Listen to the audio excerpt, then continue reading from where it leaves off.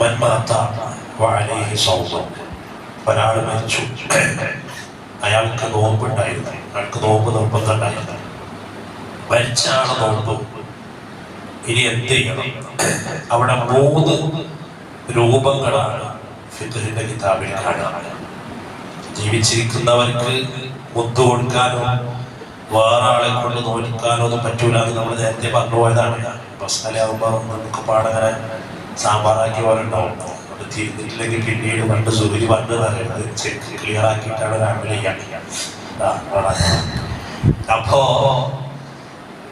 ഇപ്പൊ നമ്മൾ പറയുന്നത് ജീവിച്ചിരിക്കുന്ന ആൾക്ക് നമ്മൾ നേരത്തെ പറഞ്ഞു അയാൾ നോമ്പെടുക്കാത്തതിന് മുദ്ദു കൊടുത്തിട്ട് കാര്യം ഉണ്ടാവില്ല, അല്ലെങ്കിൽ അയാൾക്ക് വേണ്ടി വേറെ ആൾ നോമ്പ് നോറ്റുവിട്ടാനും പറ്റൂല എന്ന് പറഞ്ഞു. മരിച്ച ആൾ മൻമാത്ത വഅലൈഹി സൗമൻ, ഒരാൾ മരിച്ചു, അയാൾക്ക് കുറെ നോമ്പ് വേണ്ടി കിട്ടും. എന്നോട് ഒരാൾ പറഞ്ഞു എന്റെ ഒപ്പിന് നോമ്പെടുക്കുന്നില്ല. നമ്മൾ ഈ നോമ്പൊക്കെ ശരിക്കും പറയും, നോമ്പായാലും നിസ്കാരായാലൊക്കെ പറഞ്ഞു കൊടുക്കണം. ചില ആളുകൾക്ക് പറഞ്ഞു കൊടുക്കാൻ അവസരം കിട്ടുന്നില്ല, ഇവിടെ പറഞ്ഞ കാര്യമില്ല. അല്ലാഹുവൊക്കെ വിവാദത്തെടുക്കാൻ കൃത്യമായി ചെയ്യാനൊക്കെ തൗഫീഖ് ചെയ്യുമാറാവട്ടെ. അപ്പൊ നോമ്പ് ഒരാൾ മരിച്ചാണ് നോമ്പ് എന്ത് ചെയ്യാം? ഇതിന് 3 രൂപമുണ്ട്. ഒന്ന്, ശറഅ് അനുവദിച്ച കാരണം കൊണ്ട് ഒരാൾക്ക് നോമ്പ് നഷ്ടപ്പെട്ടു.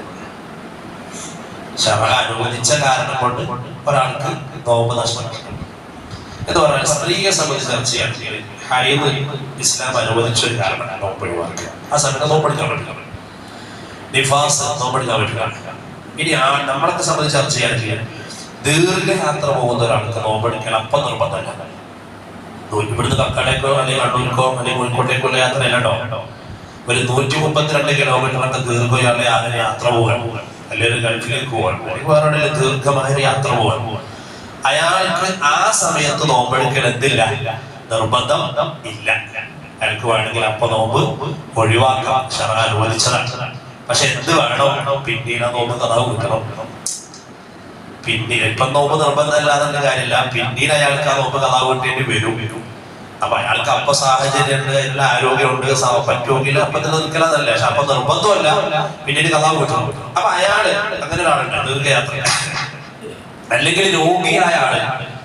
ഒരാള് റമദാനിൽ രോഗിയായി കുറേ ദിവസം രോഗിയായി കിടക്കും. രോഗിയുടെ നമ്മൾ നേരത്തെ 2 പറഞ്ഞിട്ടുണ്ട്. ഒന്നെന്താണ്? മാറുന്ന പ്രതീക്ഷയുള്ള രോഗമാണ്. സാധാരണ നോർമൽ എല്ലാവർക്കും വരുന്ന രോഗമാണ്, സാധാരണ മാറിപ്പോകലാണ്. വേറെ നമ്മൾ പറഞ്ഞിട്ട് മാറുന്ന പ്രതീക്ഷ ഇല്ലാത്ത രോഗം, അതിന് ഒരിക്കലും മാറാൻ ചാൻസ് ഇല്ല.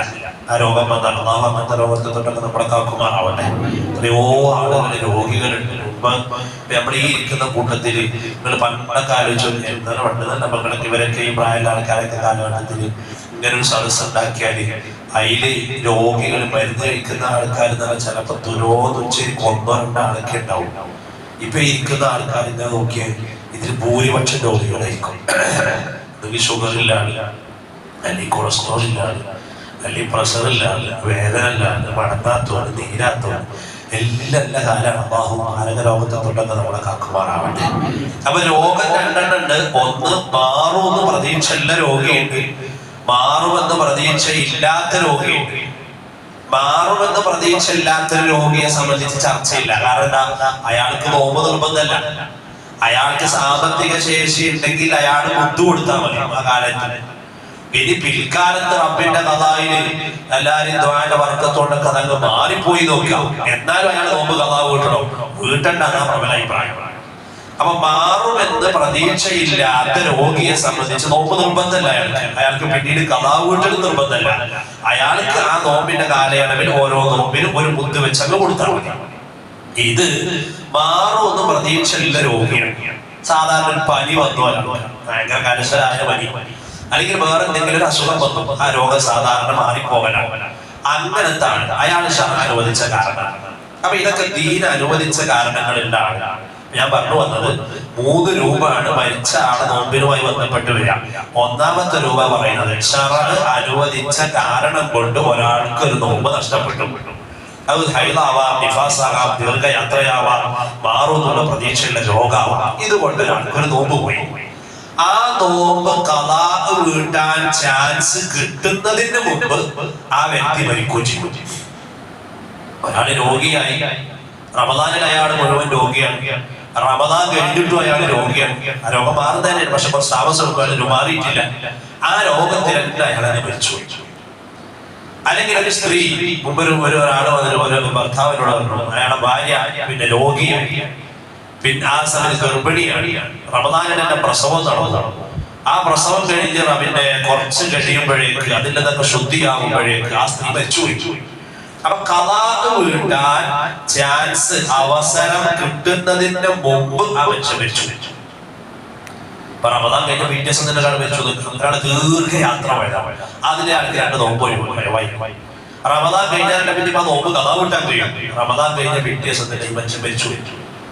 അല്ലെങ്കിൽ അയാളെ രോഗം റമദാൻ കഴിഞ്ഞിട്ടുണ്ട്, പിന്നെ ഖളാ വീട്ടാനുള്ള ചാൻസ് കിട്ടിയില്ല, അയാൾ മരിച്ചു.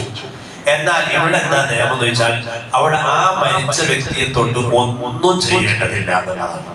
അയാൾക്ക് ആ നോമ്പിനെ തൊട്ട് ചർച്ചയില്ല, അയാൾ അതിനോട് ചോദ്യം ഉണ്ടാവില്ല എന്നുള്ളതാണ് നിർബന്ധം. മനസ്സിലാക്കണേ. വേറെ 2 രൂപ ഉണ്ട്, 1 രൂപ ഞാൻ പറഞ്ഞേ, മറ്റൊന്നേ പറയുന്നുള്ളൂ. തീരെ നമുക്ക് മതം അനുവദിച്ചു തന്ന കാരണം കൊണ്ട് ഒരു നോമ്പ് നമുക്ക് നഷ്ടപ്പെട്ടു, ഒരാൾക്ക് നഷ്ടപ്പെട്ടു. ആ നോമ്പ് ഖളാ വീട്ടാനുള്ള ചാൻസ് കിട്ടുന്നതിന് മുമ്പ് ആ വ്യക്തി മരിക്കുകയും ചെയ്യും. അങ്ങനത്തെ ഒരാളെ സംബന്ധിച്ചിടത്തോളം എന്തില്ല, അനന്തരാവകാശികൾക്കോ മക്കൾക്കോ ആർക്കും ആ നോമ്പിനെ കുറിച്ച് ചിന്തിക്കേണ്ട ആവശ്യം ഇല്ല. അത് ഖളാ വീട്ടൽ നിർബന്ധമില്ല. അതിന് പ്രായശ്ചിത്തം കൊടുക്കലോ അരി കൊടുക്കലോ ഒന്നും നിർബന്ധം ഇല്ല. ഇനി വേറെ 2 രൂപം വരുന്നുണ്ട്, അത് നമുക്ക് നാളെ പറയാം. എല്ലാം കൂടി പറഞ്ഞിട്ട് പിന്നെ അവസാനത്തിൽ ആ പറഞ്ഞതല്ല ഈ പറഞ്ഞതൊക്കെ തിരിയേണ്ടത്. അല്ലാഹുവേ, നിങ്ങൾ പറഞ്ഞതും കേട്ടതൊക്കെ സ്വാലിഹായ അമലായി സ്വീകരിക്കണം റഹ്മാനേ. നിങ്ങളെ ഇൽമിൽ ബറക്കത്ത് നൽകണേ അല്ലാഹ്, വർദ്ധനവ് നൽകണേ അല്ലാഹ്, നാഫിയായ ഇൽമ് നിങ്ങൾക്ക് അധികരിപ്പിച്ചു നൽകണേ അല്ലാഹ്. അല്ലാഹുവേ, ജീവിതത്തിൽ ഉപകരിക്കുന്നതാക്കണം റഹ്മാനേ. പഠിച്ചതനുസരിച്ച് ജീവിക്കാനുള്ള തൗഫീഖ് നൽകണേ അല്ലാഹ്.